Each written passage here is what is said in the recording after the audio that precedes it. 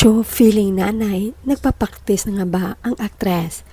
Paulo Avelino may say.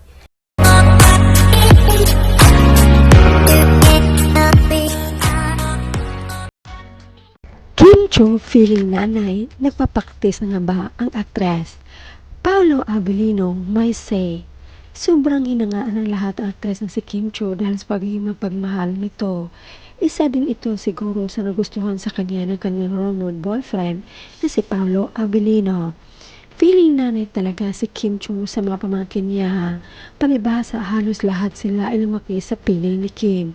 At oo naman dahil kay Kim naging maayos din ang mabuhay nila dahil si Kim ang tipo ng tita na bigay todo rin sa mamahal niya sa buhay. At ito nga, bonggang mensahe rin ang ipinost ni Kim sa napakaganda ni pamangkin. Where did time go? One blink and you're 17, all grown, glowing, and becoming your own beautiful person. No matter how old you get, no matter how tall, stylish, aesthetic, girly, macho girly, or whatever new era you step into, you will always be my baby girl, Rainy. You'll forever be my baby Linlin, the one I watch grow, protected and loved with my whole heart.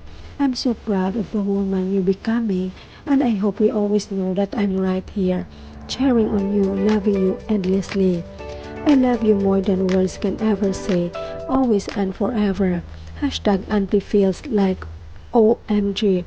At Rainy, sabi pa ni Kim, o diba bongga? At sa totoo lang, caring na mag-artista na mapamangkin ni Kim dahil ang gaganda nila. Say naman ng netizens, Rain, you're so blessed because you have Mama Kim who takes care of you and who is always beside you. More healthy years ahead and be a good girl always. Rain, you're so blessed to have a loving tita like Kemi. We watch you grow cause we're Akimers since 2006 until now. Pursue your dream and make your family so proud of you someday, especially your tita Kim. Nakaka-proud ka Kemi as Rain's mommy Kim. Rain is so blessed to have you and also Miss Twinkle Rain biological mother.